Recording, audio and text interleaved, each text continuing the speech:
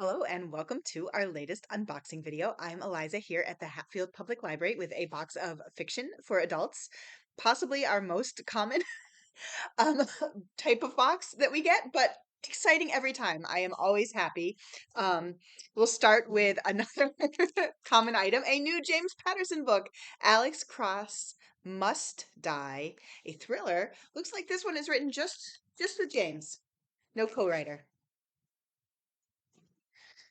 We have The New Naturals by Gabriel Bump. Hmm. Abandoned restaurant on a hill off a highway in western Massachusetts. That's where we are. It doesn't look like much, but it becomes a safe haven for the main character, a young black woman who has lost her child. Oh my God. So she convinces her husband to help her start a utopian society. Wow, that sounds really interesting. It is kind of like when they started with the abandoned restaurant. I didn't expect them to go to utopian society. Flores and Miss Paula by Melissa Rivero. I've had a couple patrons come by requesting this book. It's a rye tender novel about a Peruvian immigrant mother and a millennial daughter who have one final chance to find common ground. Oh my gosh, I love intergenerational family stories like that.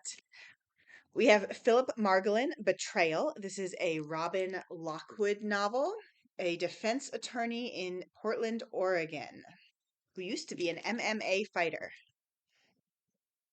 A Christmas book, yay! It's not too late. We have The Christmas Fix by the very popular Lucy Score, and it says she's going to save Christmas just to spite him. Whatever gets you in the holiday spirit. We have Iris Kelly Doesn't Date. This is by Ashley Herring Blake. I think we had her first book, Astrid Parker Doesn't Fail. It sounds familiar, or maybe I saw it coming in on holds. It says a fake relationship after a horrible one night stand is anything but an act in this witty, heartfelt romantic comedy.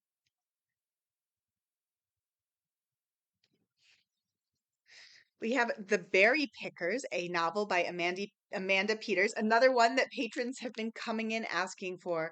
So, July 1962, it takes place in Nova Scotia, and an indigenous family arrives in Maine to pick blueberries. Oh no, and one of their children goes missing, and then this is about a woman who grew up in the community, and it sounds like maybe find something that gives her a hint about the mystery. A Very Inconvenient Scandal by Jacquelyn Mitchard. It's got a very, I like it when they have very like innocuous things on the cover because it somehow makes it seem more loaded. Like, why is it just a house? What could it mean? Um, oh my gosh. Uh, so, so this is about a young woman who comes home to Cape Cod. She's getting married. She's having a baby. She's super excited. And then she finds out that her dad is also getting married and that he is also going to have a child, despite the fact that he is of more advanced age. Danielle Steele, she's been writing, I think we maybe talked about this already, that she has 7 books coming out this year. And as it says on her website, she writes every word herself. So this is the newest one. It's called The Ball at Versailles. We have a new Keegan, who wrote Small Things Like These, and what was her other book called? Um, I can't remember. I think Small Things Like These was the one I read, and then I missed the one that came out that last year. But I should get around to it because it's so good.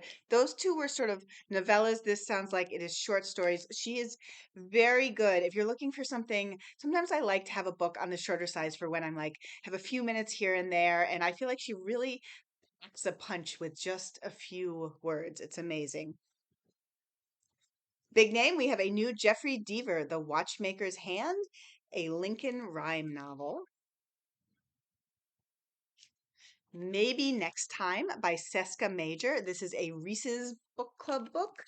Um, One Day Meets Groundhog Day. I don't know. I'm not sure what One Day is. Harried London literary agent Emma is very, very busy. She fails to notice that her husband is depressed. Her son can't meet her eye. Her daughter won't go near her. Oh my God. Even the dog is sad. She's so, so, so, so busy. And then at the okay, I got it. I got the Groundhog Day aspect. Finally clicked. So things are happening in her life. She is too busy to notice them, not paying attention. End of the day, her husband is dead. Wakes up the next morning, is restarting that day. This time she can try to figure out what happened. What did she miss? Robert B. Parker's Broken Trust, a Spencer novel written by Mike Lupica. Ooh, this one's on my list. It's by Kehinde Fadipe. The Sun Sets in Singapore. It's a read with Jenna book. Um, I'm not sure. I guess I have read.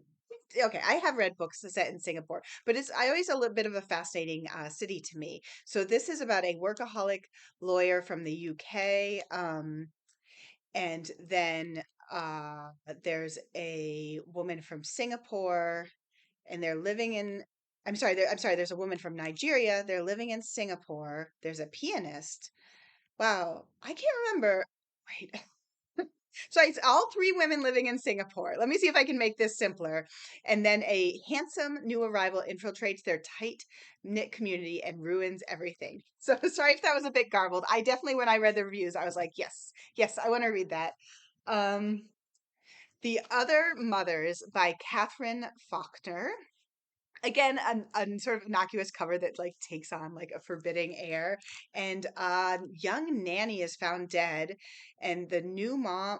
Wow, this is wild. It says when a young nanny is found dead under mysterious circumstances, new mom Tosh is intrigued because she wants to launch her career as a freelance journalist.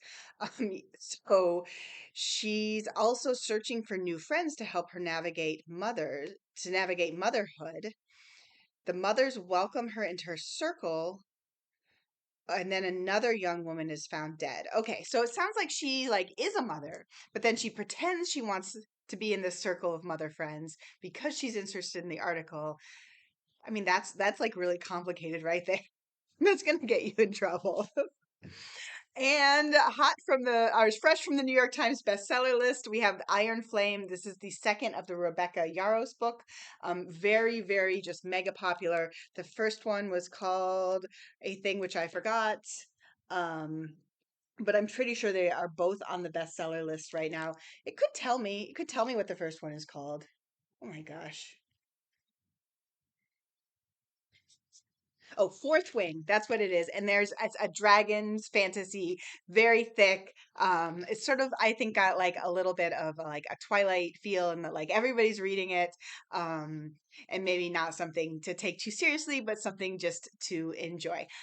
So that was it. That was my box. Ta-da! And I will be back soon with more.